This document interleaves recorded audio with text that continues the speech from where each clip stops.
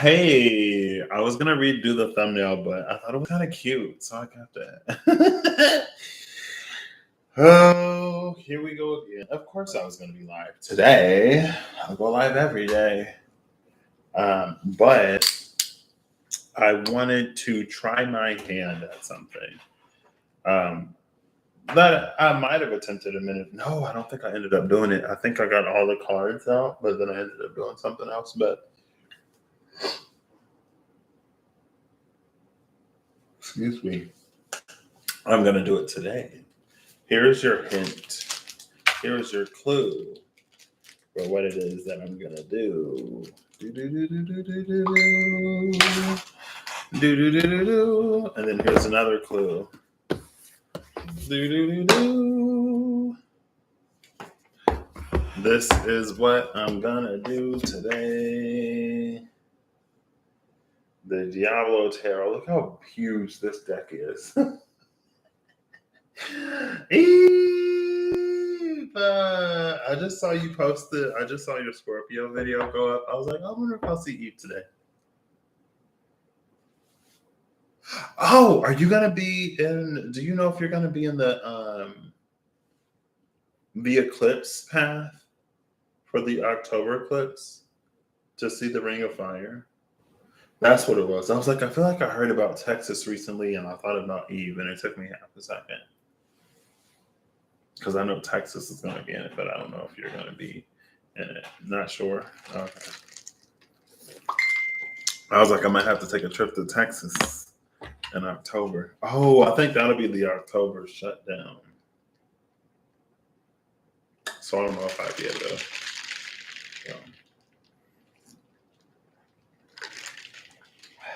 I still don't know how I feel about this. I said I wouldn't get it, but I got it again. Uno moment, please. One moment. I'm going to be rude AF. I'm sorry. Good morning.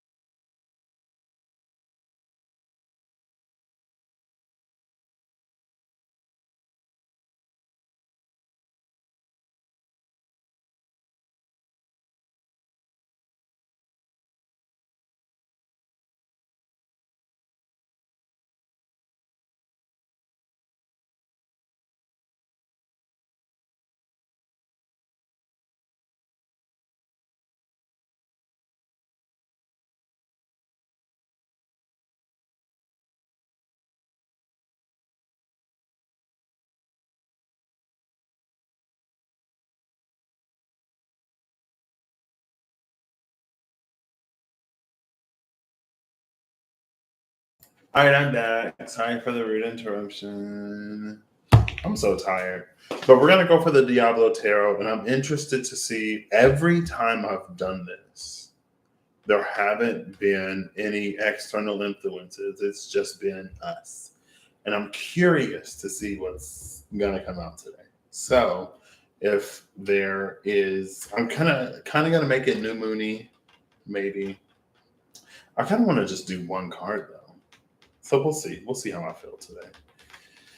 I don't have to go to work tonight, so I don't have anything I need to wake up for, so I can be live for however long I'm going to be live. I have the Occult Tarot and the Daemon Tarot. If there is a demon on the card, and then I have the Angel Tarot and the Angelarium Year 2. If there's an angel, I have the dice to tell me how many tarot cards. I'm going to roll the d6 for the number of tarot cards, and I'm going to roll the d4 for the number of oracle cards, basically. And then we'll go from there. So Every now and then I'll be doing something at work or out and about, and I'll get an idea to pull around something or something will happen. And now that I have a community board, I'll just make a community post about it, partially so I don't forget it. Um, and so I figured out how there's this soap dispenser in one of the quality rooms. Um,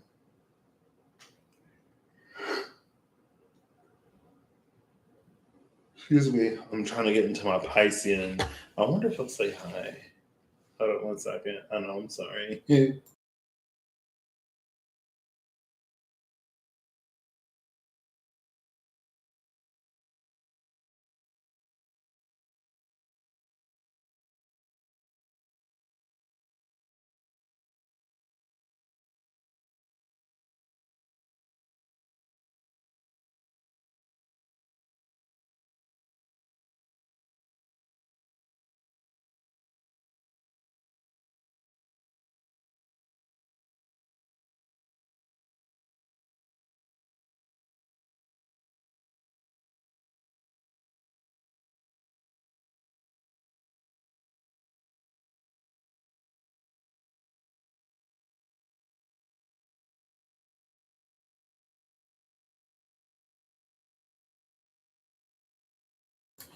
No problem, Eve. I hope you have a wonderful day.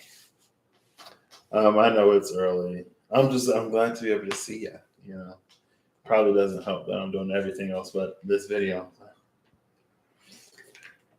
The external influence is social media, and it's corrupting and corroding our minds and our youth or whatever, our attention spans.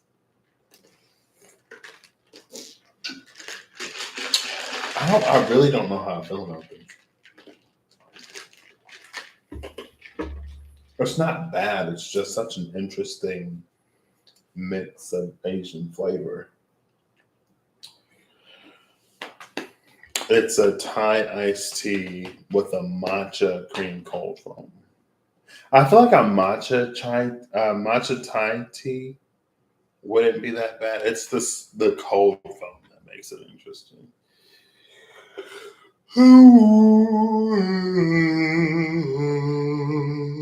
Excuse me. Okay. So there is the soap dispenser in the one of the rooms, and I always struggle with it. And they were like, "Yeah, it's kind of finicky."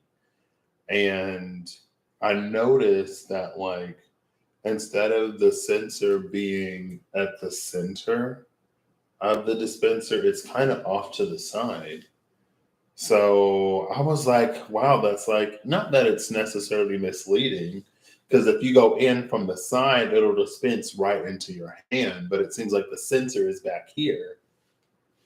And so I'm looking at it and it shows the hand coming from the left under the sensor. And I was like, oh, so that's why I put signs versus patterns. Because the pattern, my pattern, the one that I've observed for most automatic hand soap dispensers, is that you go straight under and it dispenses into your hands. But with this one, it literally shows the hand coming in from the side and it falling into the palm.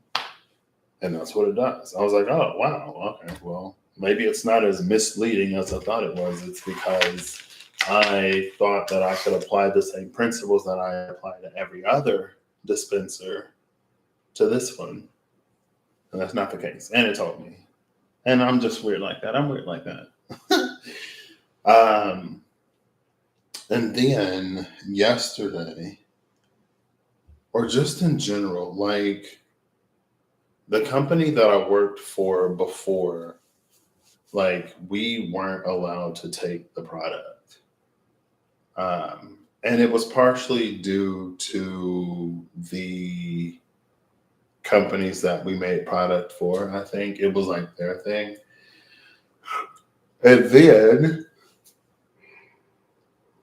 excuse me, because of the shuffle, the company store had been closed for years.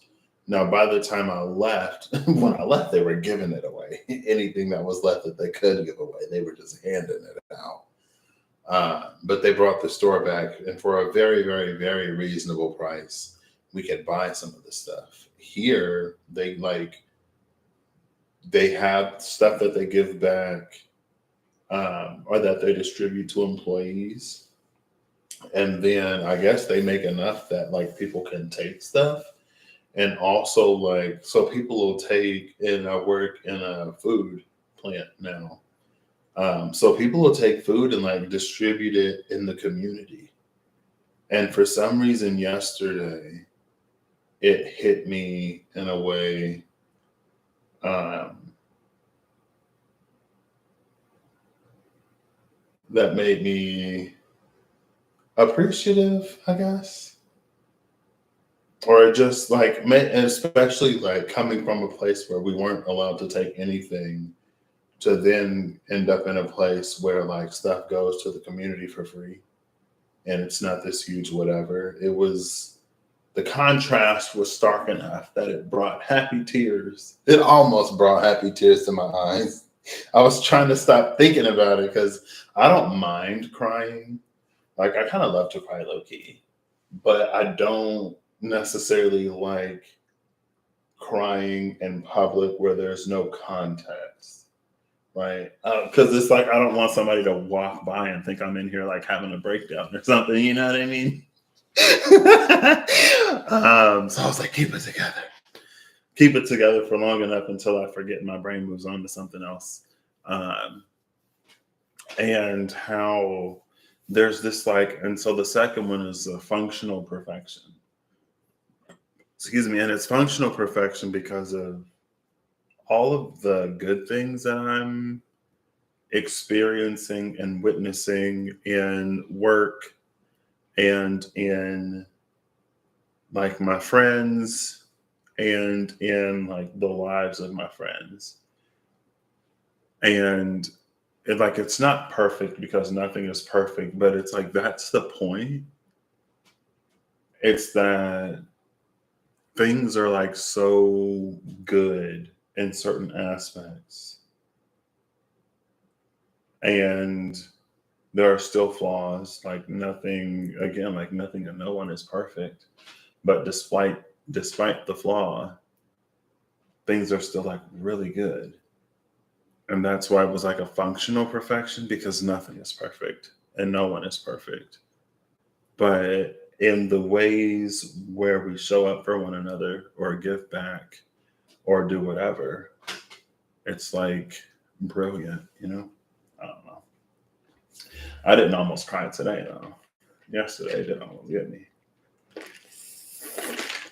Maybe it was a full moon in Leo.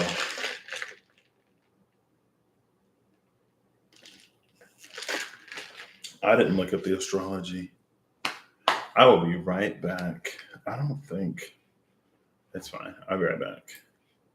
I'm gonna grab my other phone so I can look at the astrology. Woo! I'm just full of making y'all wait today. Oh my gosh.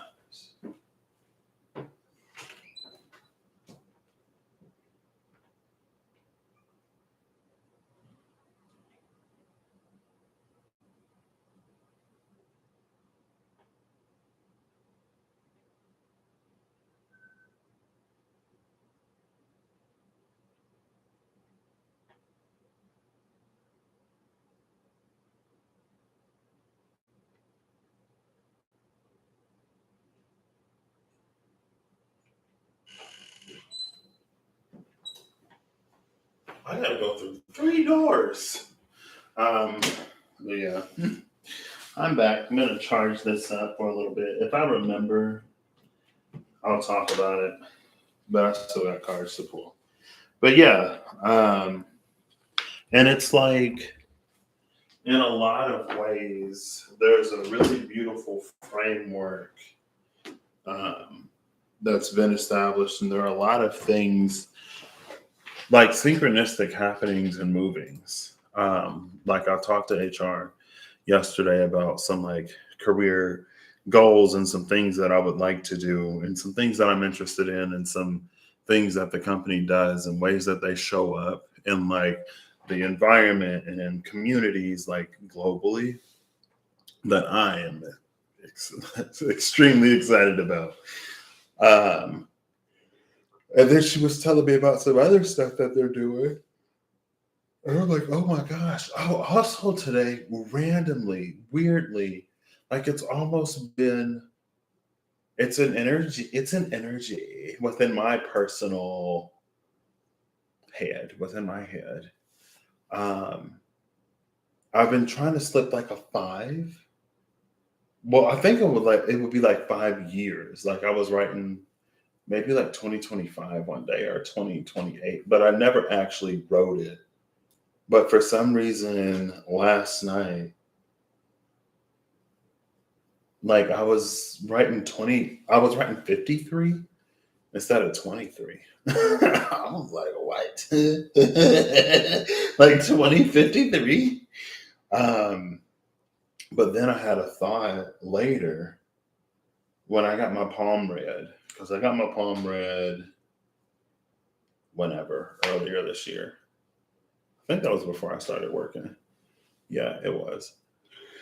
I got my palm read, and he talked about how like when I around like late 50s to 60s that there's going to be like an opportunity for a major change. It was basically like there's going to be an opportunity to either conclude something and then like basically retire, or to pivot into a whole new whatever. And he was like, it may be beneficial for you to pivot then. And this was a few months ago. And I was like, that's when I was like, great. I just finished my first Saturn return, and my palm is telling you, or my palm is showing my second one. But for some reason, I thought of my next Saturn return and that point in time where I am going to pivot. And because I was writing 2053 today, it was almost like choices and decisions that I'm making right now have the opportunity are and will be shaping my life in some way over the course of the next 30 years. But like I said, I'm a weirdo, you know. I love it. But sometimes I'm just like, I mean, tomorrow I'm going to forget, so it doesn't matter. But yeah, I was writing like 53. Excuse me. And I've thought it before, but I've never actually written the wrong date. Like I wrote it 53 on a piece of paper, and then when I was typing the date in, I almost typed 53 again. I was like, I don't know why I'm on 2053 today. So 8/17/2053. I wish YouTube had like a capsule function. I don't know. Is there anything I would say to my 60-year-old self?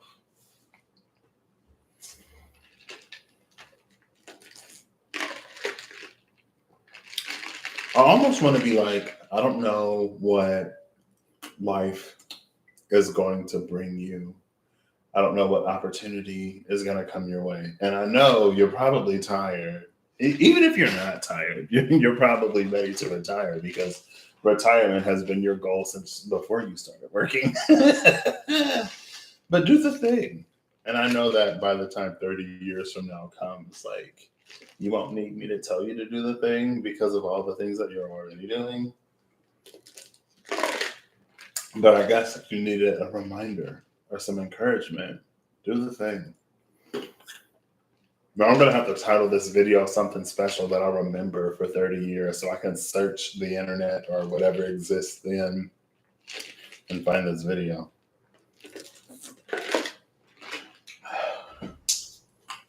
Anyway, my phone has enough juice to display a screen. So I'm just curious where this new moon is. It's August 17th, so it should be fairly late-ish in Leo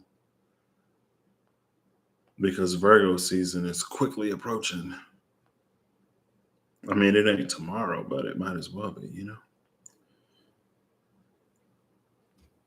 because I got some fixed energy in my chart. That's why I'm like, hold up. So right now, Chiron retrograde Aries, 19 degrees, North Node, 26 degrees Aries. Excuse me. Jupiter, 15 degrees Taurus. Uranus, 23 degrees Taurus. Venus is 17 degrees retrograde. Leo, the sun is 24 degrees, conjuncting Black Moon Lilith. Exactly.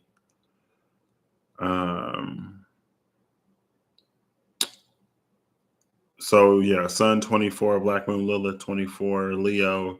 The moon is 6 degrees Virgo. Mercury is 20 degrees Virgo. Mars is 23 degrees Virgo, which means that it is exactly trining Uranus. Uranus is 23 degrees 1 minute Taurus. Mars is 23 degrees 36 minutes Virgo. So it's like half a degree. South Node 26 Libra. Pluto retrograde 28 Capricorn. So that's a grand Earth trine. That's fairly loose because that's 5 degrees between Uranus and Mars and Pluto. Since Pluto is retrograding in both as of now, because I don't know when they're going to go direct or retrograde or whatever, that grand trine is getting tighter because Pluto is moving back to make it tighter, and then Mars and Uranus are moving forward to also tighten it. Saturn retrograde 4 degrees Pisces. Neptune retrograde 27 degrees Pisces. So Saturn is opposing the moon right now. But the moon is quick enough that, the sun is going to be moving into Saturn opposition. Interesting. I want to know your secrets. I'm so interested in you. So it's actually Venus retrograde that's sitting in that 17 degrees Leo spot. Not the sun. And the moon. Okay, that's what I was curious about. What else? There was something I was like, it came to my mind. So after my Saturn return, there was a buffer period, and then Jupiter transited from my 12th house into my first house. So right now I'm in a Jupiter in my first house, period, point in time in my life. I'm a Taurus rising. And it was something about like the next era. I don't think I wrote the spread down. This, I'm not going to do a separate video. It's fine. I kind of don't even want to use these anymore because now I'm like, what's going on in my life?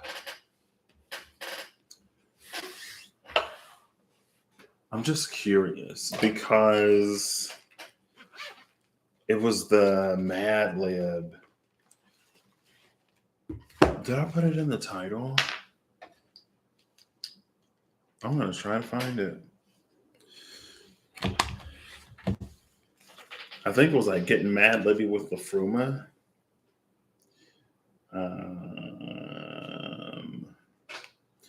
I hope I'll put it in the description box.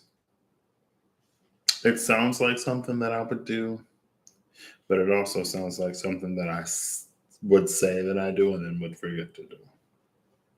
So let's see. Mad Libby.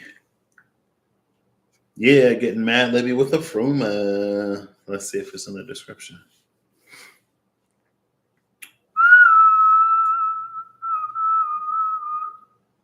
Oh, my hair was in 2-strand twists. I saw myself. We had a Q3 meeting today, and they had pictures of the new hires, and I saw my face. I was like, oh my gosh. Oof. Yes, I did put it in the description box. Good on past me. I'm in the blank subsection of my blank era and I have blank to look forward to. Pity I'll have to blank through blank, but I'll blank and it'll be blank. I'm going to do it right now just to see if I'm still in my thorn era. Because the thorn came right back out when I did it. Let's see.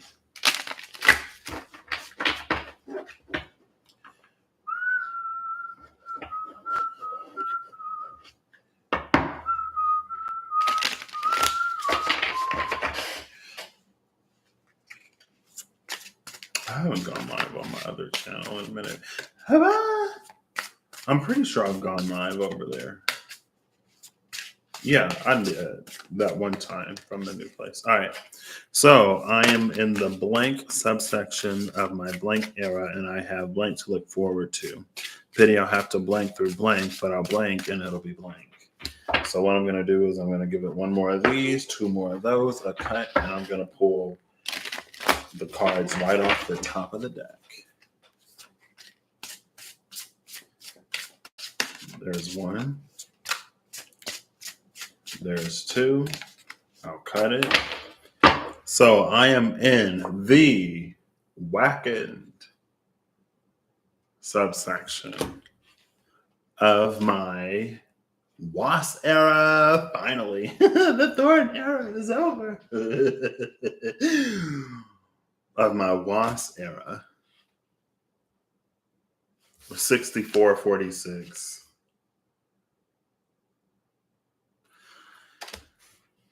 I'm in the wackened subsection of my WAS era, and I have OS to look forward to. 6446-4. And it's like WOS, WAS, and OS. My last name starts. Oh, and then there's the W of wackened. Okay. So it's like the W of wackened goes away, and then all that's left of WAS is OS or OS. And I have OS to look forward to. Pity I'll have to onwardness through haggle. But I'll and it'll be Ak.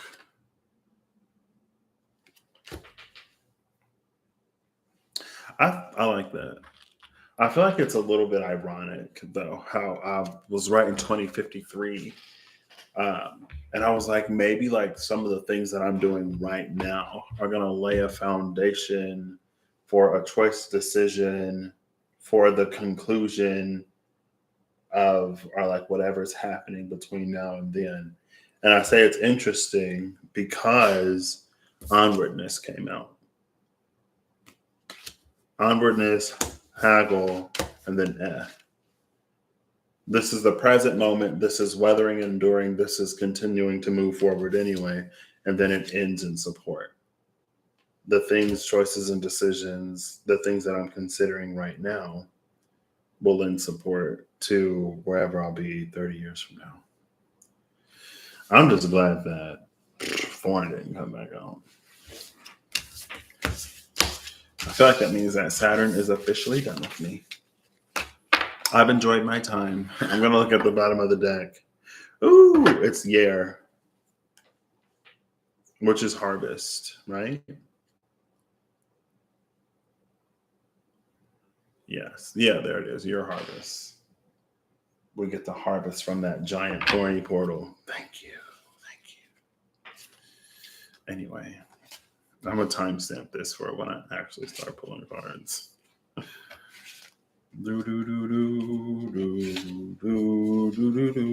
But I guess I shouldn't be too surprised because that's the nature of the exploration that I'm doing right now.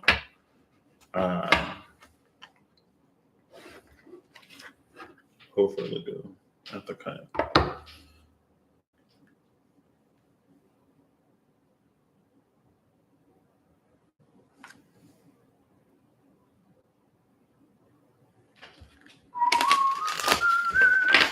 I will get a final card just to. Okay, can I even get an opportunity? Wealth, livestock, fail. Bottom of the deck is Rasa. Explore, alchemize. Call.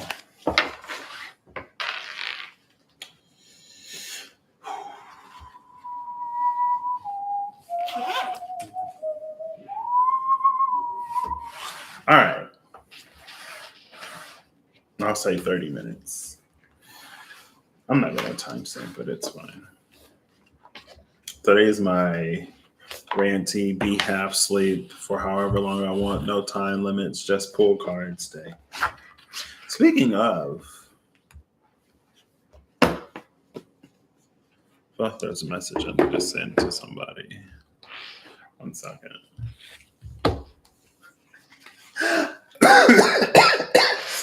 Excuse me. I was going to be like, I'm so rude today. 1 moment, please.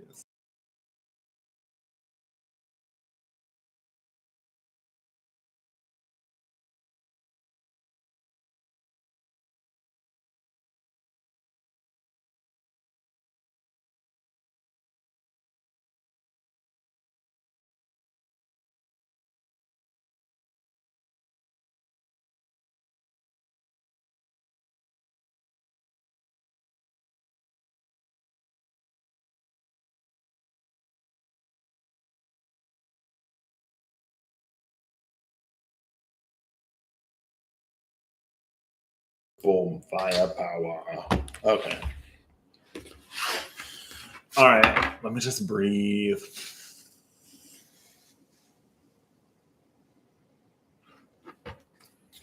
So enough about me. Let's talk the collective. The collective of folks who will resonate with this reading. Y'all have been really. Let me see. I don't know if there are any cards in this deck that have both angels and demons on them. But I feel like there's a balance here.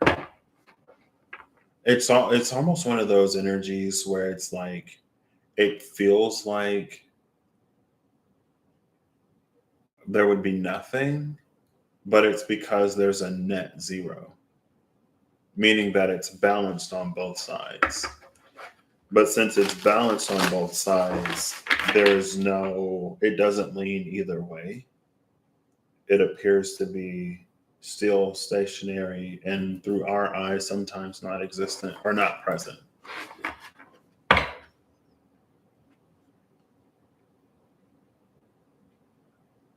Oof, well, I might not even need the dice. All right, one more. I don't think I've used these. Sorry. I was thinking about the shop. I was like, I should take these to the shop. All right. Oh, it's way too big to shuffle that way. Let's see.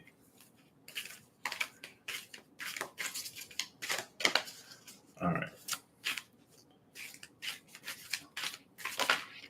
I do kind of want to do, because I did have a thought to do the new moon. So I'll do one. Oh, that's what I was going to do. I was going to do one for Leo season in general, and then one for this new moon specifically. So I don't know if it'll be something that sits on this new moon as the fulcrum, if I'm using that word correctly, because physics was not my science. Physics was one of the ones that didn't make any sense. And then it made sense, like theoretically, but it was hard to get. Like, I didn't get physics. I didn't really understand physics until I was like 3 physics classes down. And because it was like, first it was physics, and then it was electricity, magnetism, and optics. And then it was like fluid dynamics and some other class. And like the end of fluid dynamics and into that other class is when I started to understand physics.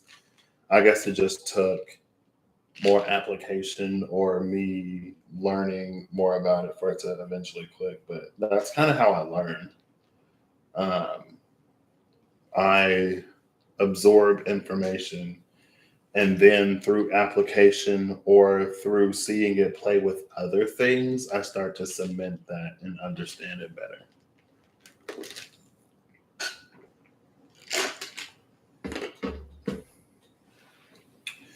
So yes, one for Leo season, and then one for the new moon. I'll give it 3 of these, and then I'll pull. Since it's a new moon, I'll pull the bottom of the deck for the new moon, top of the deck for Leo season. One more. Oh gosh, that was like half the deck. It's like all the cards that aren't going to be at the top or bottom. They're like, so new moon, Leo, new moon. We have the 7 of Pentacles.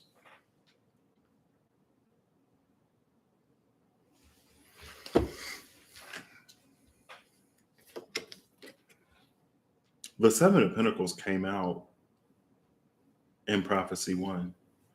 It was the 7 of Pentacles, the 10 of Pentacles, and the Knight of Earth. And it was almost bridging us into Virgo season.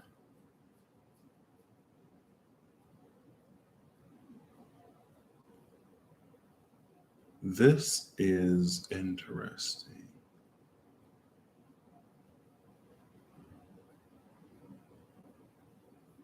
This is questionable.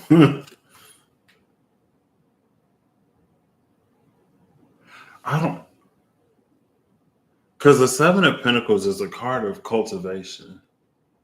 Then I see that little tiny star above the farmer's head. I love that this is focusing. I see that little tiny star. As soon as I compliment the camera for focusing, it decides to not. Above the farmer's head that seems very far away. And I think that's a demon. I mean, look at it. Look at the fingers.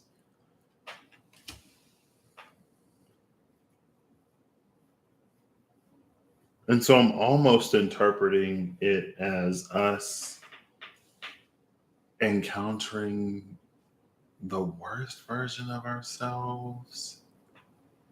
There's a few different ways I could read it. There's one that's not great, where it's like we are actively building towards and cultivating a very not great for us relationship. It may be short-sighted and blinded by like greed. One second. This video might get real short real soon. Okay.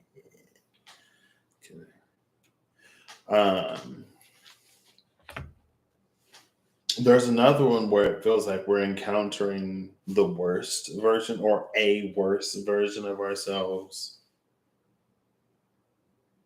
And I feel like it's all in how this hand, because when I first saw the card, it almost looked like the farmer was like choking the demon, like, you know what I mean? But now it almost looks like he's like caressing her cheek. So I'm like, what's going on here? Is this like a succubus type energy? Maybe that's another way to read it, because he worked hard and he lonely, and she looking like, even though her fingers are a little scary looking, she's humanoid looking enough. He's like, oh, okay. It makes me think of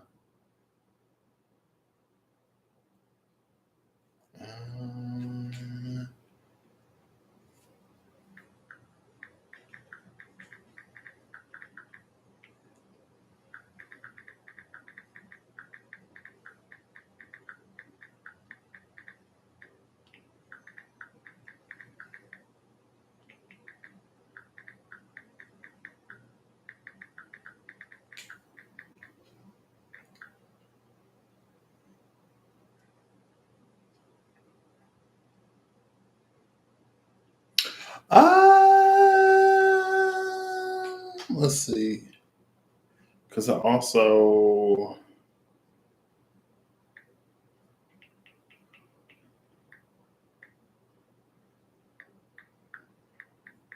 Because I could always finish this later.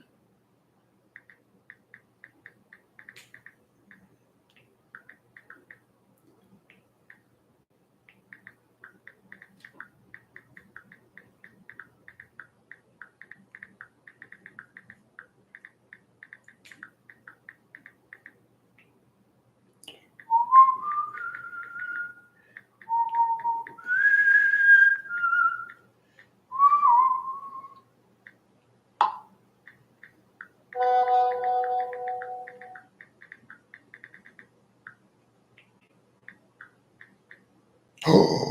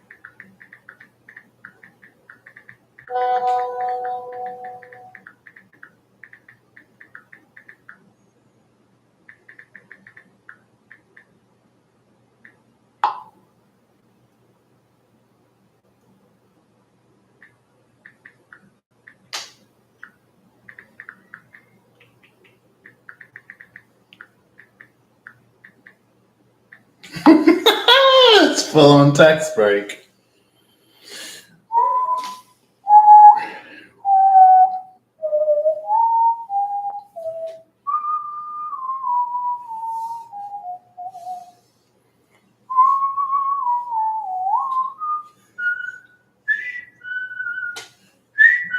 This could also be because that came out.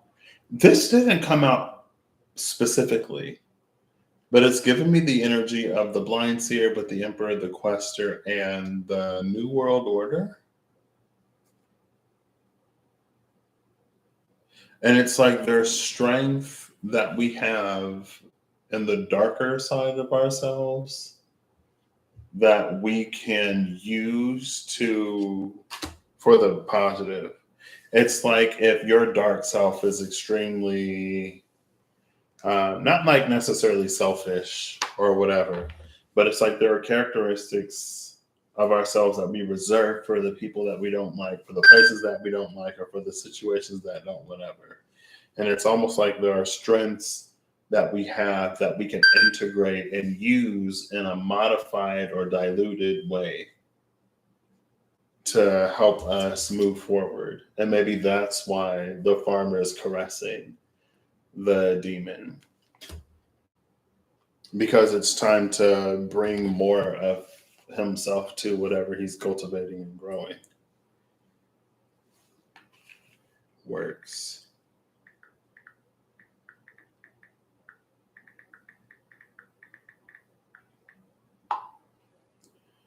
Oof.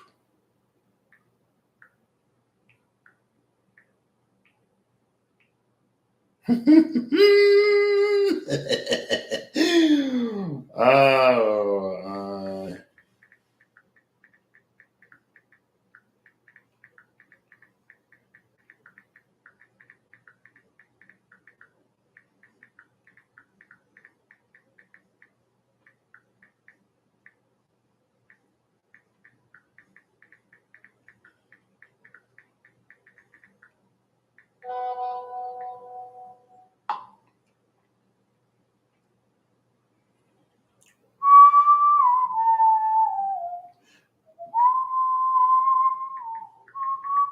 so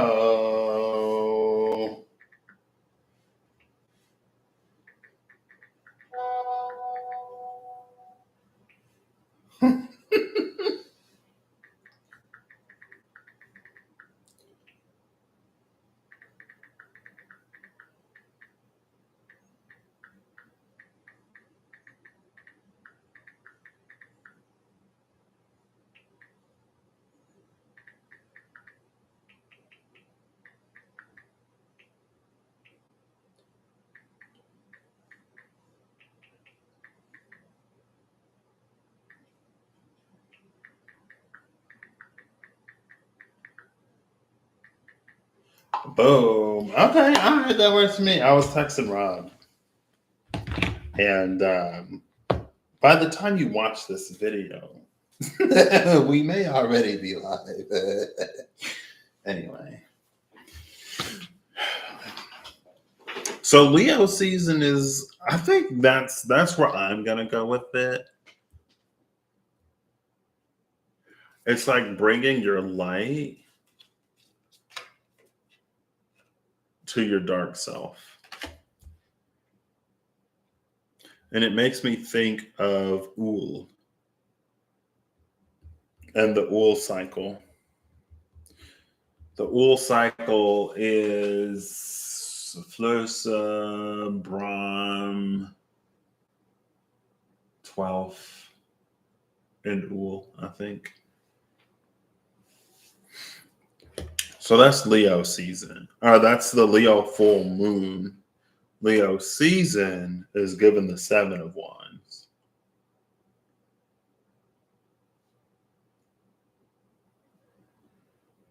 And I don't think there's anyone else here besides our character. Now, what's interesting is the character has that halo. And the halo came out with the Hierophant from the Runic Tarot. And it was important because usually we have to be in the Hanged Man. So maybe that's why Prithvi was coming with that enlightenment energy. Because usually we have to, oh, look, it's 7-7. 7 of Wands, 7 of Pentacles. Maybe this is also why it's like bringing the best of the dark side. Because it's like, yeah, no. If you think you're about to this or that or the other, no. It's like boundary setting, maybe. I saw something on Instagram a few weeks ago, and it was basically like people pleasers in their villain era will be like texting, sorry, I can't, I'm tired, or something like that. Which was basically like having a boundary instead of burning oneself out for the sake of whatever. It was basically like no longer people pleasing. But for the people pleaser, it feels villainous and scandalous and all kinds of stuff. It feels a lot more evil than it actually is. This is like, I'm about to say no. And it's like, and then in the people pleaser's mind, it's like this huge dramatic, but for the other person, they're like, oh, okay, cool. You know.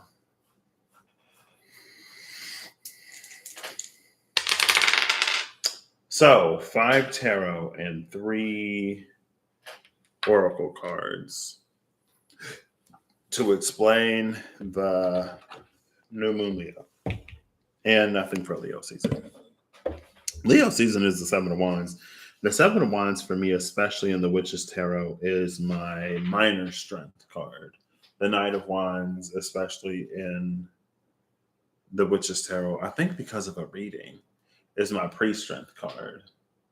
The difference for me between minor and pre is that minor is ace through 10, pre is in the courts, and then the major is that full card. Now, the 7 of Pentacles could be minor temperance, could be a minor, not necessarily a minor empress.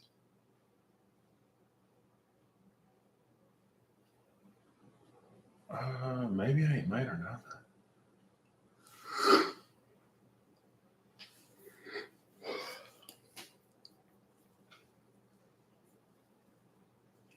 But there is an energy of enlightenment here in this 7 of Wands. It's a self-enlightenment.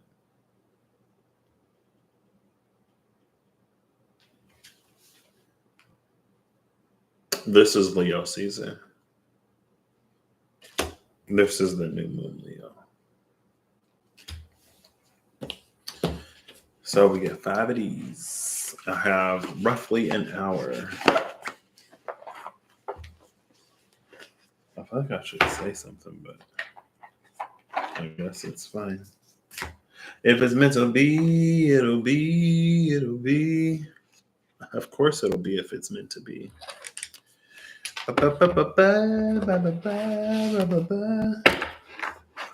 Oof, I mean, we'll see. I'm already getting a little sleepy.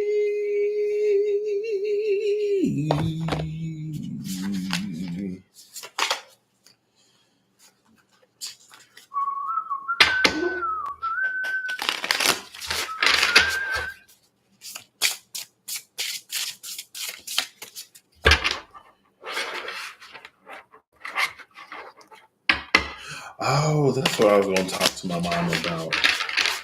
I'd be so tired of stuff. I'd be forgetting.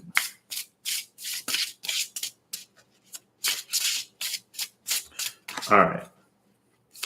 5 cards, 3 shuffles.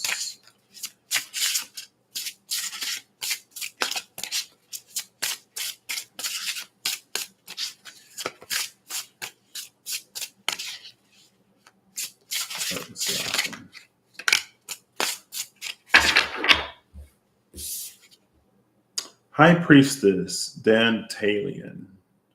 Number 71, teaches art and science, knows the secret thoughts of all and can change them, causes love, shows visions of the world.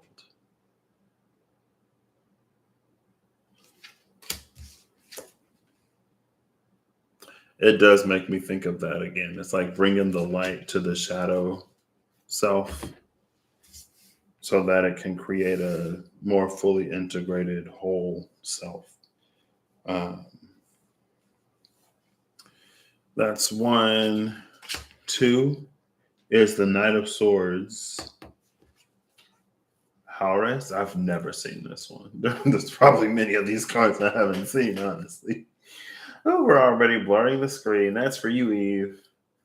Destroys and burns all enemies when requested. Speaks of the creation of the world. Tells of the past and future. Shows visions of the world. Speaks of the creation of the world. That 3rd card was New World Order with the Emperor and the Quester. Interesting. Number 64. The 3rd card is the 7 of Swords, Andromalius or Andromalius or Andromalius. Number 72, which is one after 71. Returns items and punishes thieves, reveals hidden treasures.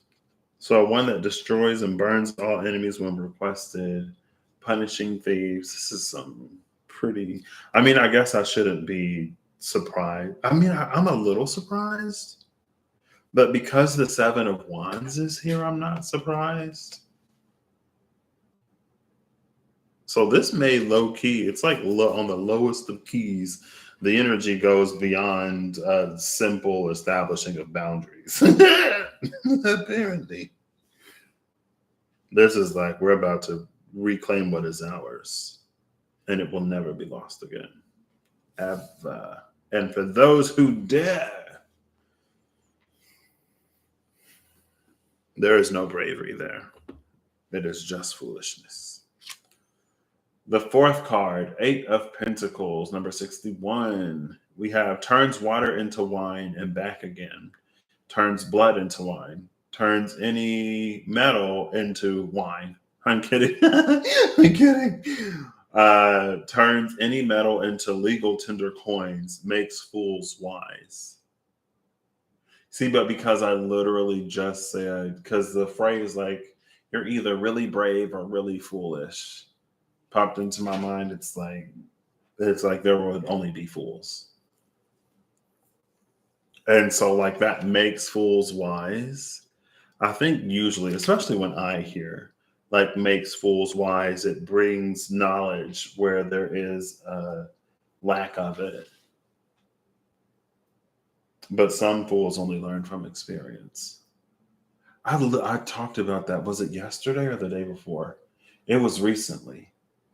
when my mom used to be like, I hope you don't have to learn the hard way. Hopefully these will be fools that don't have to learn the hard way. I don't know. New Moon Leo is saying, don't let anybody off easy. I ain't telling nobody to do nothing. I'm telling all y'all to take it as it resonates.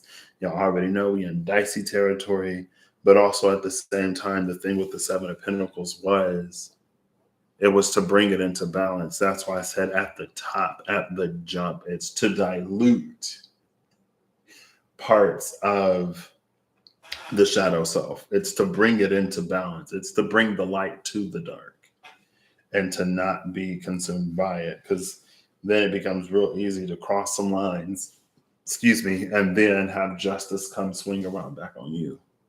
Because when justice comes, it comes for all. And I think sometimes we can be quick to try to, as humans in general, we can be quick to try to hope and wish and pray sometimes even that somebody else gets what they deserve for what they did to us. But we don't necessarily always consider the things that we do to other people, where that could come right back around. The last card is the Ten of Swords, Malphus, number 39. Builds houses and high towers, destroys an enemy's thoughts and desires and all they have built, gives good familiars. Girl. Destroys and burns all enemies when requested, returns items and punishes thieves, destroys an enemy's thoughts and desires and all they have built. Like when Malphus comes, it feels like Horus is like maybe more of like the physical. Malphus goes for the mental. Malphus is like they're about to have a full-on mental breakdown. And it's like, oh my gosh, this is some serious energy. Probably also why it's led by the High Priestess. I don't like the Five of Swords ain't here, but I don't know what people have been through in their lives. I don't know who has wronged whoever would resonate with this. To me, this looks extreme. Right? Destroying an enemy's thoughts and desires and all that they have built. Destroys and burns all enemies when requested. I mean, the part of like, there is a low-key justice energy here because Andromalius or Andromalius, however you pronounce it, this Seven of Swords energy, it makes it seem deserved. It punishes thieves and it returns what was stolen. It's almost very like, if you can't pay the time, don't do the crime type energy. But I mean, it makes fools wise. I would assume that if anybody knew that the time that they would have to pay would be this severe, that the consequence would be this severe, that they wouldn't have done whatever they did. But you got a whole bunch of, it's only illegal if you get caught types of people. So, well, nobody thinks they're going to get caught. Who thinks they're going to get caught when they do something?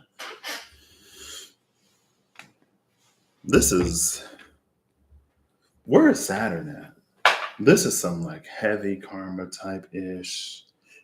Pluto is already retrograde. What else is about to retrograde? This is Leo season. Leo season ain't playing. Like, it was so good and gorgeous on the other side. Maybe it ain't the time to not do right by people. Because I don't know if it's a symptom or a byproduct of but wait, because that was a few days ago, was it not? When it was like, it is not the time to be messing with people's angels, ancestors, guardians, and guides, because they out here for real. That was recently.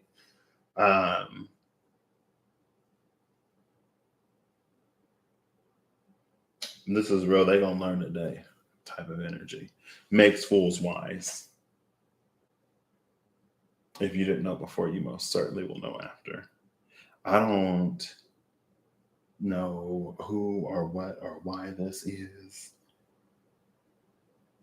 I think it's just like, again, it feels like it's a byproduct of the forward momentum because there are things that have been a space, there are things in a space in the category of needs to have been changed for a long time now. And then in other areas where there's so much momentum, it's just like anything that is not resonant or anything that tries to approach will be like, it will just like fly out, it'll shoot out.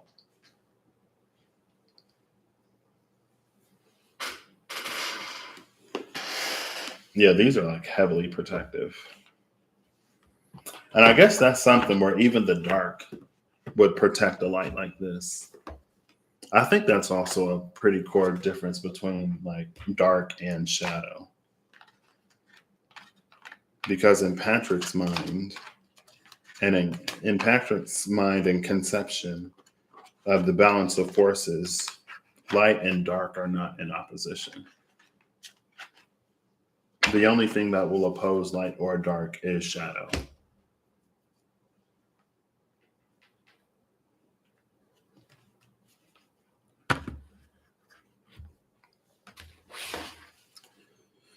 Bottom of the deck is the Six of Wands, Murmur. Teaches philosophy perfectly. Brings souls back from the dead to answer questions. So it also feels like, at least it's like it's almost like a good time to get clarity from past events. Maybe not necessarily from a person or from a job. If it's a person or a job we need clarity from, but bottom of the deck over here is the Nine of Swords. I had a feeling that like, no, it ain't even on here. I had a feeling that, why did I think Nine of Swords energy?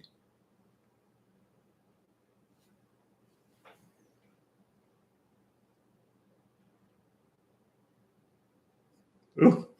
Ooh. This takes on a whole new meaning after these came down, or after these cards came out to clarify the new moon in Leo. Because it's almost like the Nine of Swords is like, oh, so you like to play games, huh? Oh, so you're going to try to do this or that, huh? Girl. That's why I try to keep my karma register as clear as I can. I just focus on me and moving my life in the direction I want to move my life and moving me in the direction I want to go and trying to heal and face and do all the stuff I got to do. But it's probably also a byproduct of one who is competitive or pick a thing. It can be any reason. And it's like, it doesn't matter how many. Maybe that's also why this this just took such an interesting turn. Maybe that's also why the farmer is like caressing the demon, because it's like, calm down. Like I wasn't even that hurt. Like honestly, it didn't even hurt that much. This is somebody that knows the power of the God they serve or the protectiveness of whatever protects them. And it's very, forgive them, Father, for they know not what they do. They don't know, but they'll learn. You best believe if they didn't know, they will know.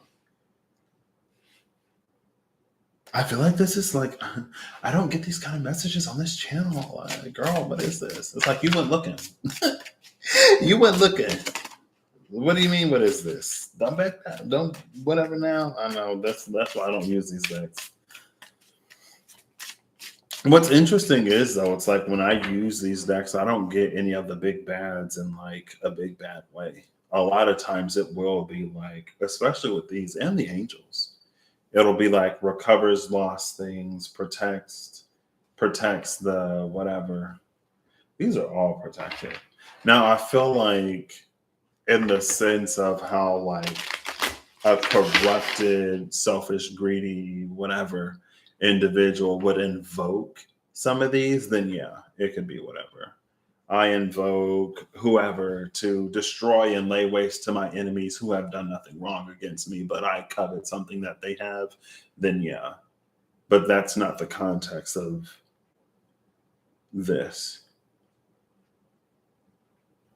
Because of the Seven of Wands, that is the overall Leo season.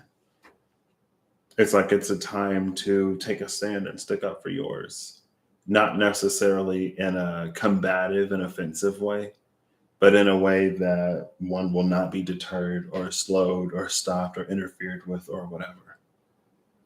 And again, it feels like it just plays into the energy of the momentum moving forward and the importance of the things that are happening now.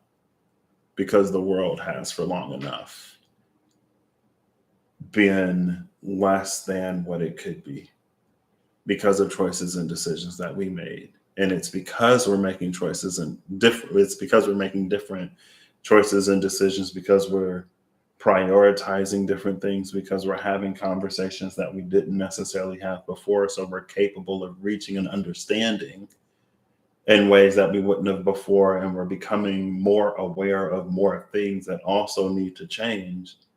And it's when we look at those things, face those things, and bring an energy of change to them, when we bring the light to the shadow, then it changes. It's like we live in dense 3D whatever. Ignoring it and pretending like it isn't happening isn't always a solution. It stays. Out of sight, out of mind don't necessarily work. If out of sight, out of mind worked, I feel like the world would be a lot better than it is. You know what I mean? But it's a time for like real action and stuff, and things are happening and moving. Anyway. So yeah, even the dark is like, shadow think it's dark. The dark is going to show shadow what true darkness is. And again, it feels like it doesn't compete with the light. At least not over here. Okay. 2 more, and I'll get the 3.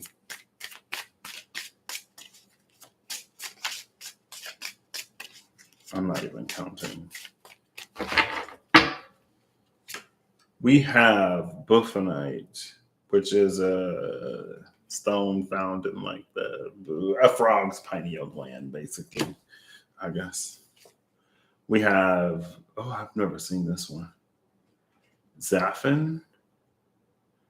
Zaphon was once an angel, but he advocated setting fire to heaven and was cast out for his rebellious suggestion. Now he constantly maintains the furnaces of hell with his bellows. Not the pyromaniac coming out under the one that'll burn everything to the ground. Ooh, somebody got the fire starters together. Oof. Look at them. They even have similar stances.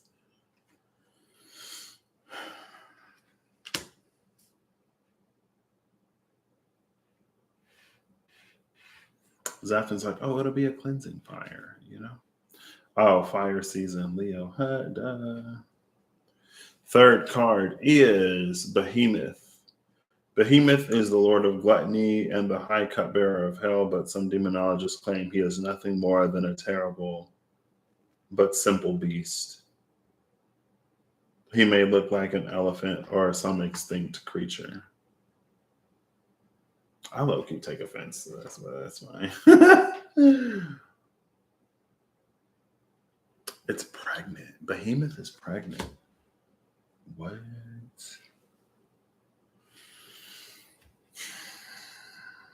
Astaroth at the bottom of the deck. Masculine version of Astarte, the Phoenician Venus, is Duke of Hell with the face of an angel. Venus is about to has she had? Yeah, because Venus is at 17. Venus already conjuncted the sun. That conjunction is over. I think it was the inferior conjunction where Venus went into the underworld. Well, here you go. Underworld Venus. It's one of those. There are some daemons that were gods and deities and protectors of other cultures, but since they were another culture's god, they're like demonic. I actually thought about that. Good morning, Steph. How are you today? I actually had a thought about that last night. Um, and it was very like, if you believe in the Lord your God or something like that with all your heart. And it was very like believing in the same divine force or believing in the same amalgamation of divine forces, but not necessarily calling it the same name. If God is love, and if you believe in love and abide by love with all your heart, mind, body, and soul, it doesn't matter if you call it God or if you call it whatever else. If it's love, then that's the part that matters. And my musings, I'm not here to theologize anybody's belief system, but this was not that. Venus, literally the goddess. Okay, well, maybe the Greek one wasn't perfect because what Greco-Roman god was, none of them.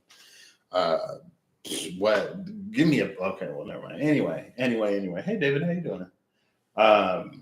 Literally the goddess of love. Like God is love, but somebody else's love is demonic. Okay. Well, I don't even really want to read this book. See, I don't really get the Behemoth is the one that's the most interesting to me. Well, Zaphon is almost interesting, just because I've never seen it. A maintenance worker of hell. Zaphon's symbol is that of a bellows, and that is also his job in hell. He blows the fires of all the furnaces to keep the fires bright and hot. If this seems like an unfairly difficult task, the reason is perhaps found in the reason for Zaphon's fall from heaven.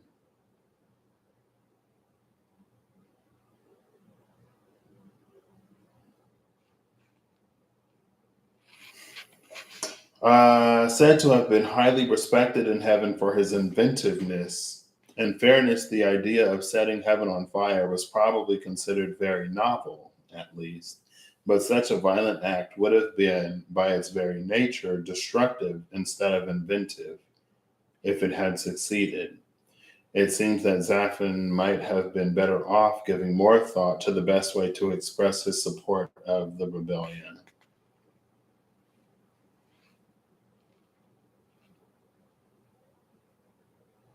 This is low key Prometheus energy.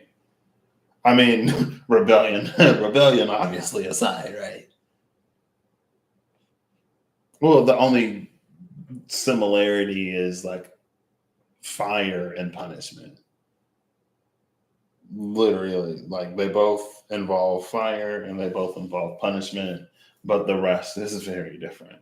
Prometheus wasn't like, let's go set Mount Olympus on fire. Prometheus was like, look at the humans down there. They're so cold and dumb. They don't know any better. Zeus was like, a human that doesn't know any better is a good human, because a human that doesn't know any better is a human that'll, keep us on Mount Olympus. Go to the year 2023 and see if the humans are praying to. Humans don't even gotta believe in 2023. Anyway, pick a movie, TV show about, especially like Greco-Roman gods, or kind of any pantheon that used to be more prominent but has fallen out of favor, and how they're like powerless or on the verge of non-existence or whatever, because the belief that fueled them is waning or whatever. You didn't take them with you? Or did you like mail them? Are you going to be reunited with them at some point?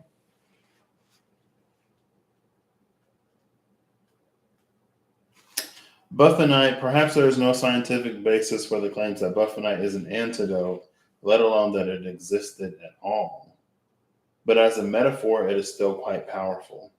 Toads were often described as witches' familiars, and their skin was thought to be used in all manner of magical poisons. Yet, from inside the head of those toads, folklore also invented a cure.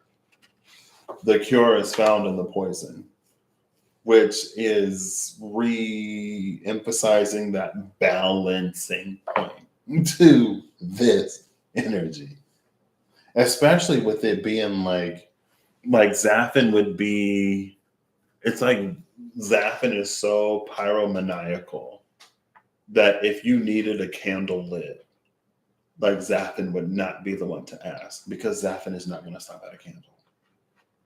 Zaffin wants to burn things.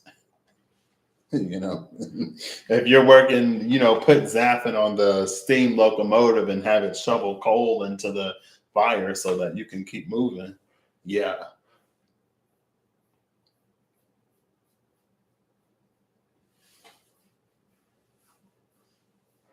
And I think that's one thing too, that it's almost common for a lot of anti-heroes um,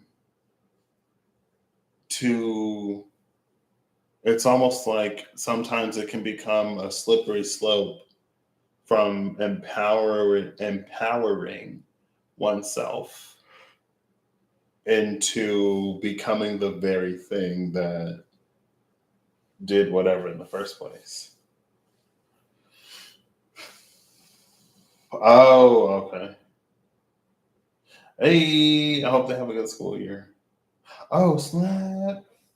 Doing a live next week. I hope I can make it. If it's on one of my off days, I'll be there. If not, my last off rotation, I was still sleeping until like 5 o'clock. So and my sleep schedule has been all over the place. But hopefully I can make it. Buffonite and Behemoth. So let's read Behemoth.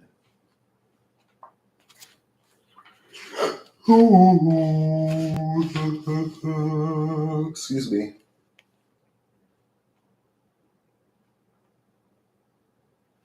Hold up. The word behemoth has become so much a part of the language that you probably instantly thought of some sort of huge animal. And quite right, behemoth is an ancient word, possibly of Egyptian or Hebrew origin, meaning any large beast of burden. Oh, snap. That was the Seven of Pentacles. It was the Seven of Pentacles in the Tarot Apocalypse, speaking of the Greco-Roman pantheon and just pantheons in general. But it was the Seven of Pentacles in the Tarot Apocalypse where they were using the beast of burden as it was intended to be used, rather than trying to shoulder the burden all themselves. And because they were utilizing the beast of burden, it carried an Ace of Pentacles like opportunity.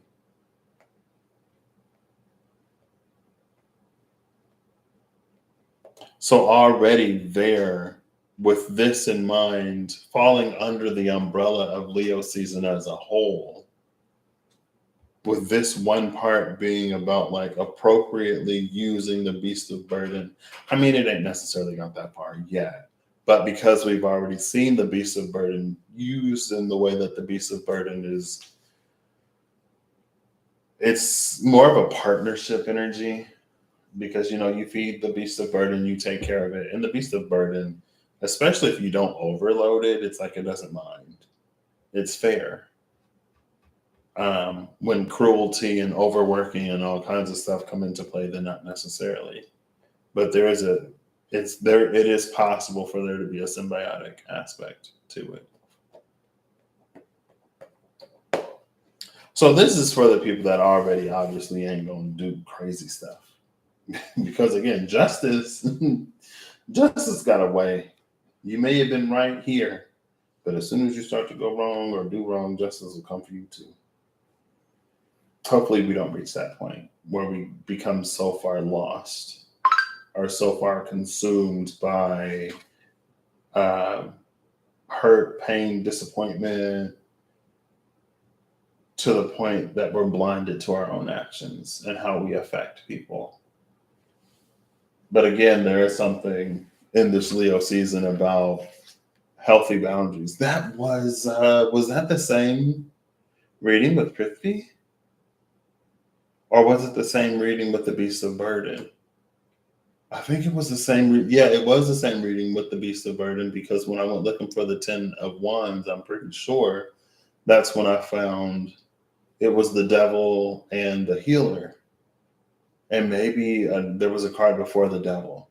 And it was that energy of like when we use the Beast of Burden to do what Beasts of Burden are for, there's a certain mental, emotional capacity that we come into when we're not overworked, stressed, tired all the time, always burning the candle at both ends.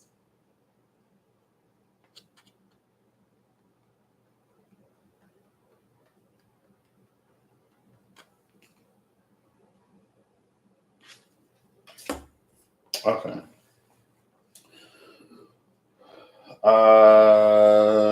In the Old Testament, Behemoth was the name given to a great and ancient beast, one of a kind in the world, that eats grass like an ox, but is so large and powerful that it cannot be tamed. See, that was the trick. The trick was in the symbiotic relationship. The trick was in the give and take. The trick was in not overworking the beast of burden. Already said it. Because of Behemoth's great size and power as a demon, he was given domain over the sin of gluttony and described as a cupbearer in hell. Because Behemoth was the only one of his kind, there is some disagreement between demonologists as to his exact appearance, but he is generally illustrated as resembling an elephant or other large land animal, while his sister Leviathan is portrayed as a whale.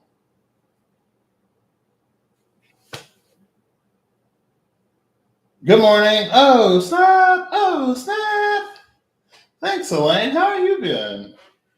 Well, so since you're here, I feel like I have to. I don't know if Rob, I wouldn't know if Rob like reached out, but I caught up with Rob maybe a week ago ish. And he was like, hey, we can do a Patrick and SpongeBob thing. And Rob is who I was texting. And he was like, hey, I was thinking maybe we can go live today. So that will be happening at some point. Um, you know. So anyway, it's nice seeing you. Thank you. Thanks again. Yeah, that's the thing. It's like because of Behemoth's great size and power, as a demon, he was given domain over the sin of gluttony. Maybe Behemoth is just big boned. Behemoth is just big in nature. That don't mean Behemoth is overeating and not doing whatever. Wow, that Loki made me a little upset. See, that's typecasting, but I guess considering the source material, I'm not too surprised by that. It's almost like there was a need for a convenience in there being only one good, and so everything else in turn had to be evil. But it almost makes me think of, oh, Masala? Is that the name of the movie? It might have been Masala. No, I think I'm thinking of I Claudius. It was that near the end of the Roman Empire where Christianity was becoming a thing. And they were like, oh, there's this new religion called Christianity, and they only have one God. And they're like, what? They only have one God? We have several. They have many. They got even more than we do. And they only got one? What? I was like, yeah, it's called monotheism, and one day it's really going to stick. And they were like, oh, really? Well, there's quite a few monotheistic religions. And by quite a few, I mean I mean, I guess that's all the Abrahamic faiths or monotheistic. I don't know enough about any of the other ones to say anything really. But it was like, it's almost like as it was establishing itself as a faith and as like Jesus or God being the one and only way to heaven, where again, it's like, God is love. And if you worship and believe with all of your mind, heart, body, and soul, then you'll make it. You believe in love and you act accordingly. But again, who am I? I ain't here to theologize and whatever. Um, Behemoth the beast is a symbol of strength and virility. Strength is a symbol of strength. And then this is my minor strength card. See, that's what I told you. It's my minor strength card. But Behemoth the demon is an illustration of excess. This is a clear example of how the same traits, strength and a high intake of food to sustain the great strength, can be good and acceptable in one situation and demonized in another. If Behemoth is considered a dumb animal, he is only acting on his nature. But if he is considered to have a higher intelligence, his excesses are considered sinful.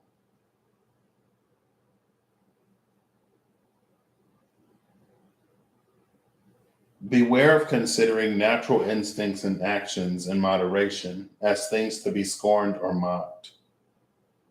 Some territorial feelings, hungers, and instincts are perfectly reasonable human reactions as long as we think before acting on them. There's something here about like, it makes me think of the Feo rune a little bit, but it's like it wasn't able to be tamed or contained. Again, it said it can't be tamed.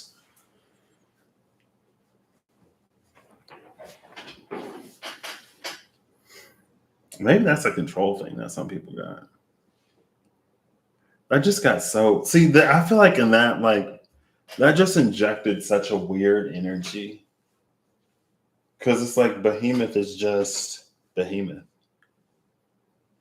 Some people are built big and strong. Some people have like that kind of natural physique. Some people take steroids and do a whole bunch of other stuff to get it. And then it's like it's comparison. It's a whole bunch of petty stuff. It's so many other things. Hold up. No!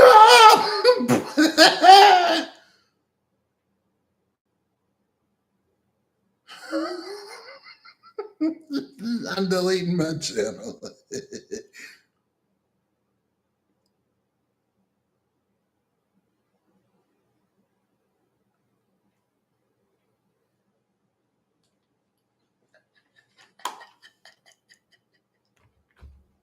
This is madness.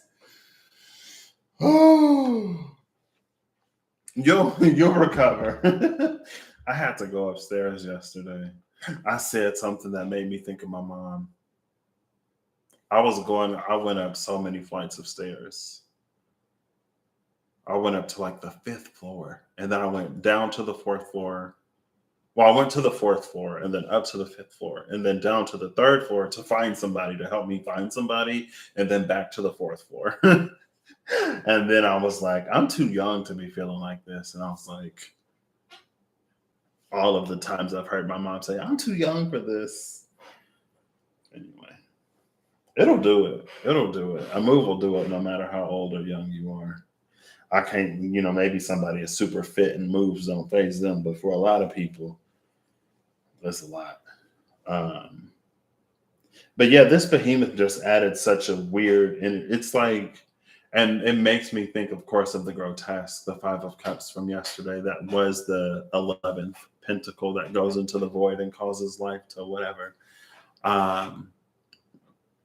But it's like for the one that couldn't be tamed or controlled or whatever, they were demonized. And maybe for a hot minute, it flew. It passed. But this 7 of Pentacles is like something coming to collect.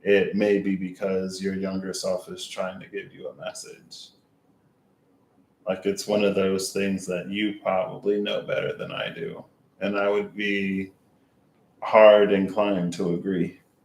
What that message would be, I'm not sure. It's interesting that you mentioned that though, because I don't think you were here yet when I left a message for my future self. I'm in 2053. I'm back in 2023 now, but I was bordering on 2053 a few hours ago. I don't know what that was about. Anyway. Oh, well. It ain't too late. We mature. We always look good. Yeah, I'm going to get some final cards. I have something to get to myself. The cure lies in the poison. The cure lying in the poison is for us to love.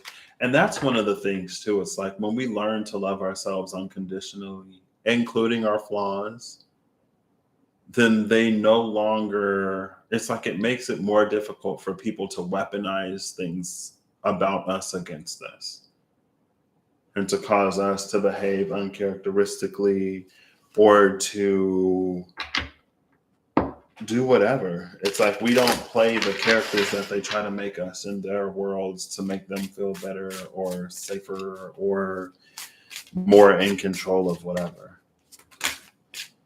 And that in and of itself might be burning everything to the ground enough. It's almost like, why aren't you this? Why aren't you that? Like, oh my gosh. It's like, because I love myself and because I did that to me for long enough and you, for gosh darn sure, do it to me enough that I don't need to do it for me too. Because I know who I am and I don't need your approval. It sounds like you got some you stuff to work on over there. I'm going to let you do that. And I'm going to keep doing what I'm doing. And if they come, oh, there's my girl, Kali Ma. They did her dirty in this. But anyway, like the story of Kali Ma is so confusing to me because it's like she like literally came into existence to deal with like the self-replicating demon or whatever, but it's like that she literally came into existence to deal with toxic energy. How do you demonize somebody or an energy that is there to resolve and eliminate toxic energy? Like what kind of person would you have to be threatened by somebody that only deals with toxic energy? Like, is there any non-toxic energy threatened by an energy that only like deals in the business of toxic energy? It's like if your check is clear, why are you sweating when they take it to the register to draw money? You know what I mean? I don't know. It was just like when I was like thinking about it one day, I was like, that's so weird to me. It's one of those things that's very telling about an individual. It's like when somebody doesn't like somebody, but that person is like amazing, and it's like what reason do you have to not like them? I'm confused. I don't get it. Or maybe because that person is who they say and claim to be, and maybe you wish to be some part or piece of what they are. And instead of learning to love you for the things that, you know, you have to give and stuff like that, I don't know, it's weird. Some of that stuff is weird to me anyway. See you later. You haven't made a comment about the buffer getting you. So at least you have more stable internet. I'm assuming. I know you said you would. So that's one positive. And you can go live. Or you have the thought to go live. So it must be more stable, right? I'm such a millennial. I blame the millennial. I'm such a product of modern civilization that I love it. Glad to hear you have better internet, because better internet sounds much, much pleasant to me. I don't even know what I'm going to do when I go live with Rob. That's why I was like, I got to get all this stuff out the way first. I got to clear the channel so I can be Rob friendly. But we're reading on my channel. So I'm like, hey, Rob, I don't know if you did it on your channel necessarily. Well, he kind of did. But we're going there in a Patrick way today. Because last time we did Patrick and SpongeBob, I just showed up on the channel. On your channel. It's like, you got to bring it. We're going into the abyss. We're going into the depths in roughly, he said in like an hour. Ooh, and then he tagged me on his story. I'm like, what are you doing? Today at some point, which is why I'm trying to wrap this up. But yes, spontaneous happenings. And he was just like, oh. I was like, not the tag, anything but the tag. We're going to go there today, Rod. I'm bringing you into my Piscean world. It's not even my Piscean world. Like, I feel like you fit in here. You read me well enough.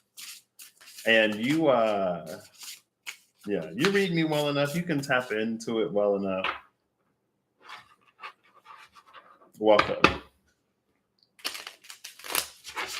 This is not a descent into madness, for we are well-rounded, well-ventured, well-cultured men who can want to do all signs. Oof, you're asking for a commitment. You're asking for a commitment. I mean, I feel like I can't say no.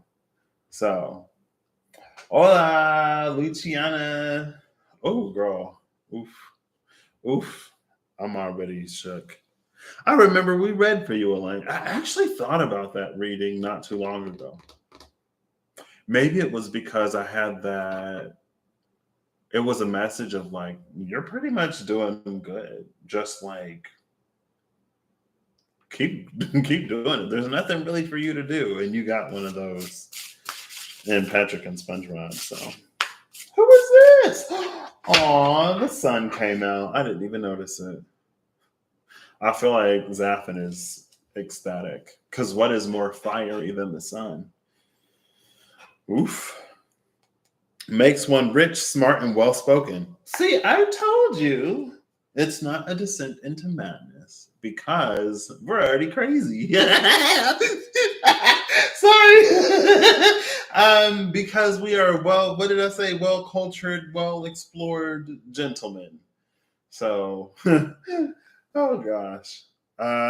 Gather spirits at tombs and changes the places of the dead. There you go.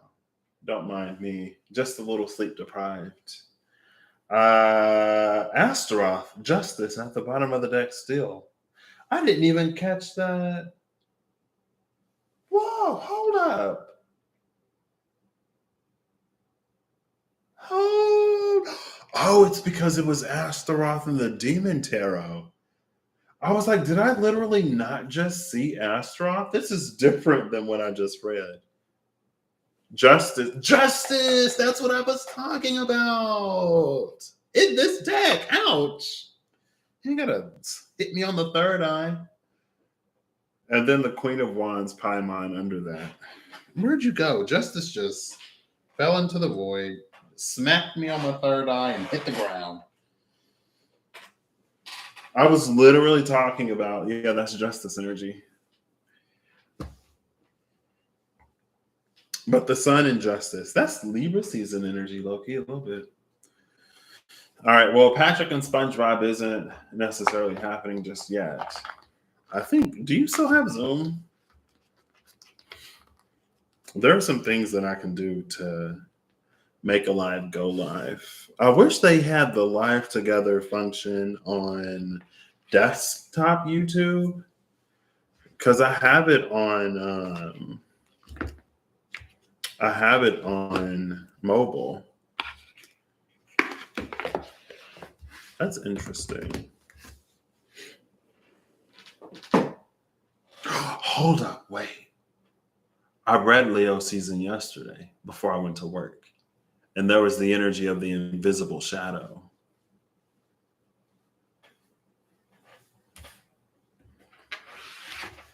Also, Seven of Pentacles, Seven of Wands, and Seven of Swords all came up. The only seven that wasn't here is the Seven of Cups, and that's because there is no confusion.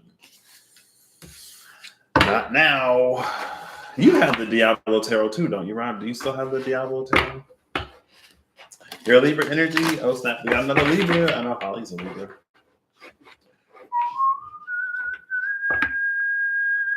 She turns 1 today. Oh, snap. Happy birthday.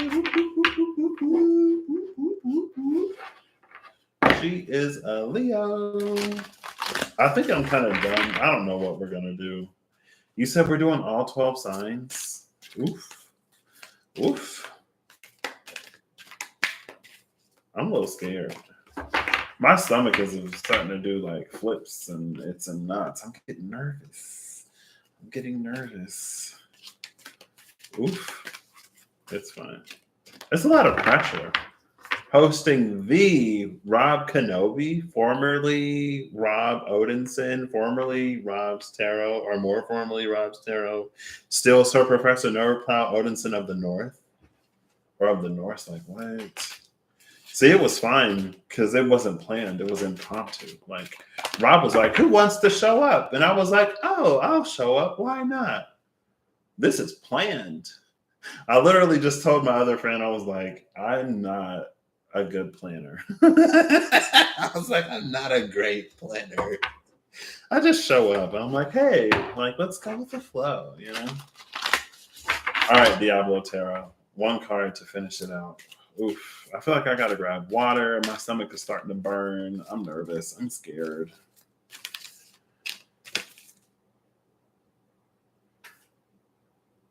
Eight of Pentacles in reverse. Ooh, I kind of love this Eight of Pentacles energy. Ooh, the Ten of Cups.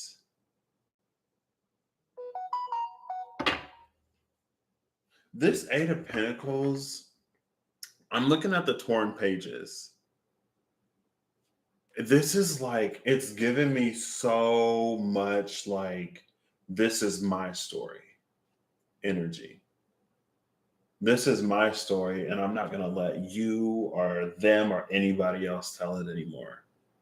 Now, you can cast me in your story however you want to, but in my story, I decide. This is somebody done pushed somebody to the edge in the best way, or probably typically, as we live our human experiences, sometimes it is the worst of things that lead us to make choices and decisions for our best in a way that we may not have necessarily had the courage or the drive or the motivation to before said occurrence occurred. But with the Ten of Cups at the bottom of the deck, full like Kali mode. Okay, love it. We saw the skulls with Kali before. That's like low-key gorgeous. It's very powerful, very self-empowered. And the star that was above the head in the Seven of Pentacles has begun to form a constellation.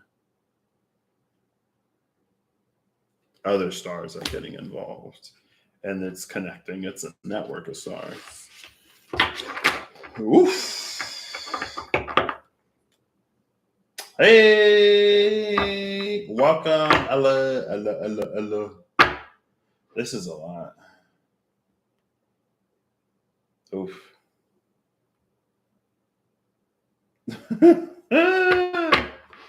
You're a has-been?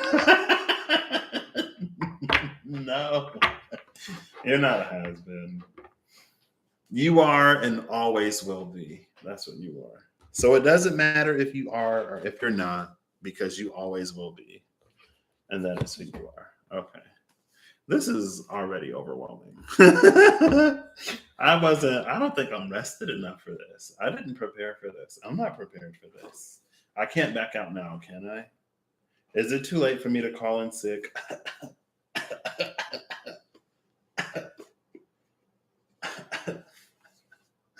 All of a sudden, I feel unwell. Woo! Goodness.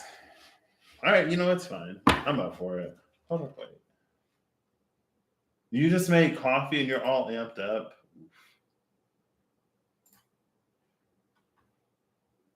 I don't even know what all that stuff is. Oof. Well, this part of the reading has, I guess, Rob, since you're here, you can let the good folks know. How long will it be? Maybe, see, if I did, oh gosh. See, I feel like I would have to start a new video regardless. This didn't go in here. I am using OBS, so I could just switch the cameras over. But I want to set it up on. It's not going to be. I mean, it's on my channel, so I put forth an amount of effort that sometimes makes me feel like I tried, even though I know that there is more I could do. So you ain't gonna get all the techno wizardry from, it's fine. Nobody's asking for that. I don't have to justify anything. I will take the reading to heart right now. And I will love me and my lack of effort and my laziness and my procrastination and my could care less attitude regardless.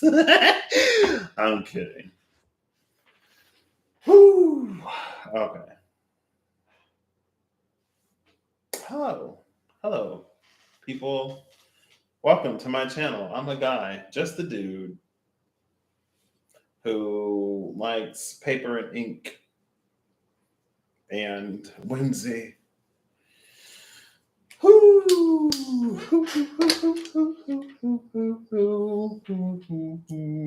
So what are we doing? How are we doing this? You just come to, everything is happening so fast.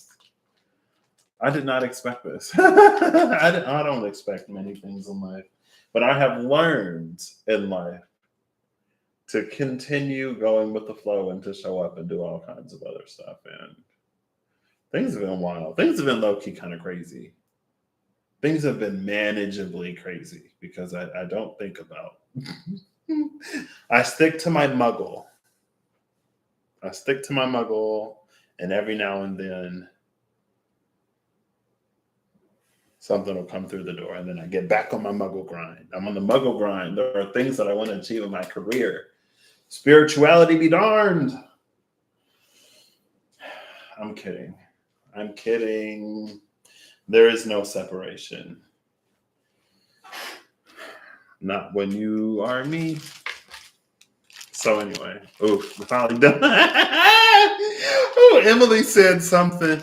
Rob, because I sent her that quote. And I don't even know if it was a quote or if you invented it on the spot, but it was so powerful.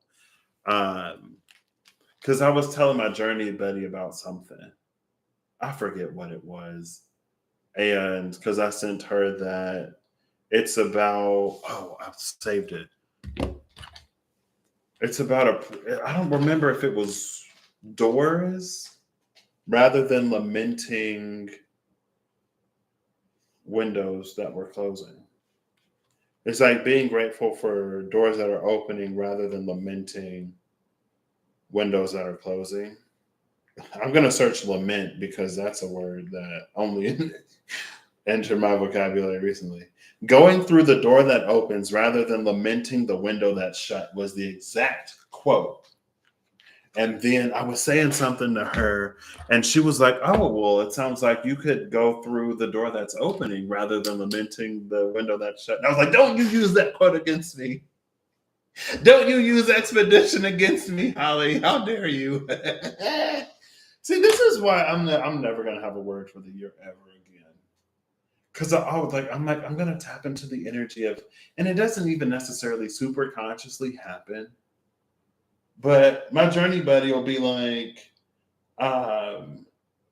what's your word for next year? Do you have it yet? Because we get a word for the year and then we get a word for different, like the year and then the birth year. And I'll tap into it because I'll think about it. And I was like, oh, the energy, like when I close my eyes and I think about it and I allow my mind's eye to populate, like this is the energy. And it always sounds like decent up front. Like my word this year will be allow. And then it's almost like somebody somewhere with a cruel sense of humor that loves and cares about me very much in the universe somewhere is like, oh, allow A. Your word is allow this year, A. Okay. Allow this. And I'm like, no.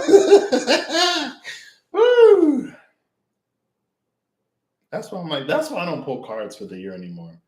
There was a few years I did like I would do the your head spread where you pull a card for every month. I was like, nah, I'm not doing it anymore. I'm living life. I'm finding out there are no more words after this. There is no ammunition for the universe or my journey buddy or Holly or anybody else that might care about me to use against me. Let me be mediocre in peace. I'm kidding. Whew. I feel like I gotta shake that trigger out. I was just triggered. I'm kidding. I wouldn't allow myself to do whatever anymore anyway. So all right, I got that out. I'm feeling better. I'm feeling better. Compartmentalization. Oof. All right, what are we doing, Rob? What are we doing? What are we doing? You let me know. So right now, Rob is going to tell us all when the Patrick and Sponge Rob is going to happen on this channel. I am. I do feel more awake now. Your plan has worked. Are we going like live in like 5 minutes, 10 minutes, immediately, an hour? I got enough. The candle is burning. I got enough juice. Okay. So wait, I zone you? Y'all signs? Yeah, we can do y'all signs. Tell us your sign and we'll pull cards. We'll read your whole zodiac energy. Eve had to go to work. She's on. She's she's gonna. I'll send you. I'll text her. Are you gonna text her? I mean, it doesn't matter, but maybe she can listen in. I'll text her when I go live. I'm like, hey, I know you're at work, but if you have headphones and you can spare a few minutes. Yeah. Oh, because y'all. Oof. I was like, because I had that. I was like, Eve popped up in the beginning, and I was like, I heard Texas lately, and I thought of you. The whole state of Texas exists solely for Eve. She deserves the world. She has to settle for Texas. Until she decides to do whatever she decides to do. Maybe Texas is good. Happiness is Texas in the rearview mirror. That's the one thing I remember. Woo! No, y'all signs will be on here all night. Extra cards because everything's bigger in Texas. I don't even have a 10-gallon hat. I don't have a 10-gallon hat, a cowboy boot. I wonder if I can find it.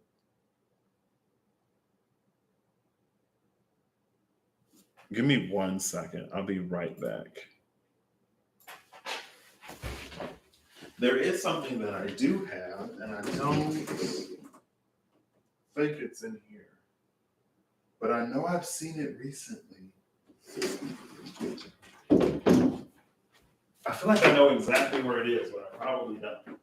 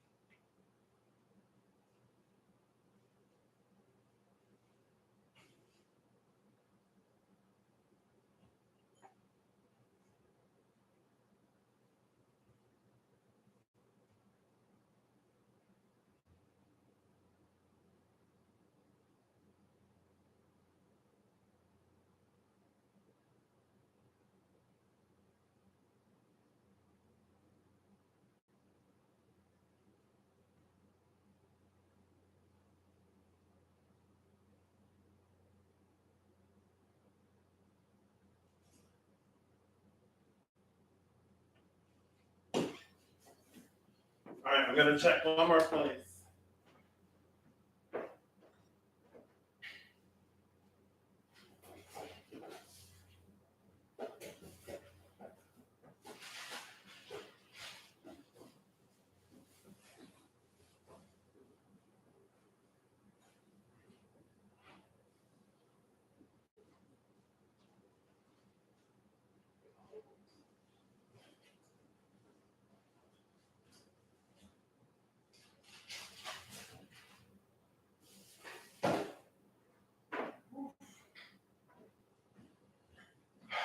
Well, oh, I almost smacked myself with this little door.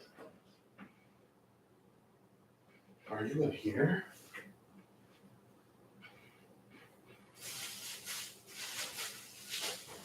No.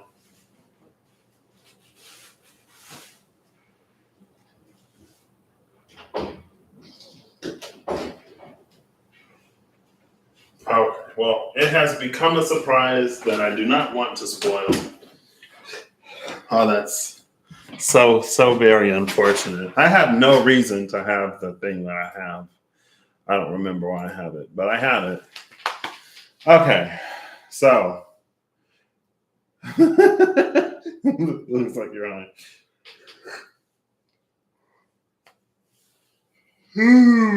Excuse me. Up there's the yawn. It's back.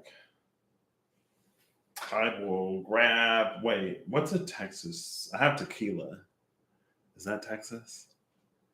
I got gin. Is gin Texas? I have Goose Island. Is Goose Island Texas? It's 9 o'clock in the morning. It is not socially acceptable to drink alcohol this early in the morning. And I would never drink on this channel. For anyone who's new to this channel or me, I would never drink alcohol on a channel and pull cards ever. If you pick a prophecy. What prophecy is the name of a wine? I would never have someone pick a shot of wine. What? Me? Never. Oh, water. Yeah. Let me go grab some water or tea, coffee, orange juice. I am a Pisces, yes. Is it obvious? Is it because I'm amazing and Pisces are amazing? That was it. I know. It gives me away every time. I'm kidding. You haven't had a drop since October? Me neither. I'm lying. But I'm glad. Glad to hear it. If you want to continue to not have any drops, then I will never encourage you or discourage you. Yeah. Yeah.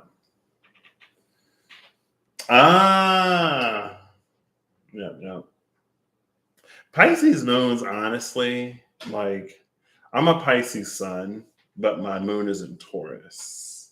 So I feel like it's my saving grace. I like being a Pisces sun is enough for me that I don't know how a Pisces moon functions. I have a friend who's a Pisces sun and moon. And I'm just like, I've never been so grateful for my astrological chart because Pisces moon just seems like it would be so much. It would be too much for me. Like I have a capacity, but my Taurus moon, I'm like, nope, I'm done. I felt enough feelings for today. Like, can we be over this, please? But also sometimes my Taurus moon is very like, yeah, anyway. So okay, there you go. At least you have that Virgo rising. You're a Pisces moon? What? Is Rob only friends with Pisces moons and suns? What? Is that why Rob is so well connected to such amazing people? I'm just kidding. All signs are amazing and welcomed and appreciated here. We all have our positives and our negatives, our pros and our cons, and some of us are just better than others. You know, more pros, less cons. I'm kidding. Uh, so yes, I will Zoom you, and then we will return for Patrick and SpongeBob All Signs, and it will be fun. It will be amazing. I'm the most humble person I know. I don't mean to brag, and I know some pretty humble people. It's Leo season. Why not? Now's the time to be full of yourself and confident. Venus is in Leo. It's Leo season. My Chiron is in Leo. I'm trying to heal it. So I'm going to be as big-headed, egotistical, and full of myself as I can be, all for the purpose of healing my Chiron. Oof, let alone the fact that I get queasy anytime people.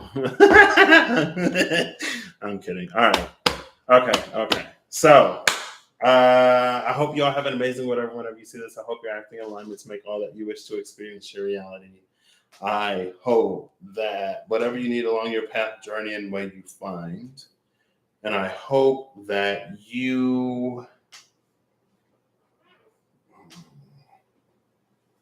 a healthy balance of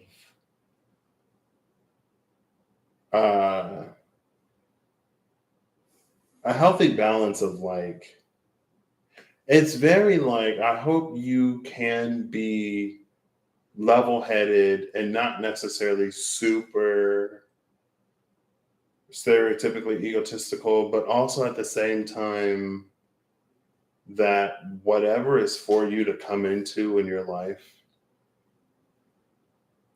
like, I hope you the space and capacity to allow yourself to have it and to not allow something or someone else to discourage you from going in the direction and the way that is for you. But again, I also hope a level-headedness for you to maintain some clarity or clearness, or to be fluid and malleable still in the happenings and flowings and goings on of the universe. Because, sometimes we think we know why something is happening and it may be not necessarily maybe happening that way. Or sometimes we may think that something is said in a certain type of way, but it isn't necessarily, But anyway, very exciting today. It's been on my mind these past few days. I was going to actually send you a message, Rob, and be like, when are we going to do this? Should we post something? Should I make an announcement? I wanted it to be a surprise. So was that last week or the week before? I don't remember. I feel like it was last week. I felt like it was in my last off rotation. Actually, maybe it wasn't. Might have been 2 weeks ago, when I was like, there's a surprise coming and I can't say what it is, but for those of you, you will be pleasantly surprised. This is the surprise. So anyway, I will catch you all when I catch you, featuring Rob Kenobi. Bye.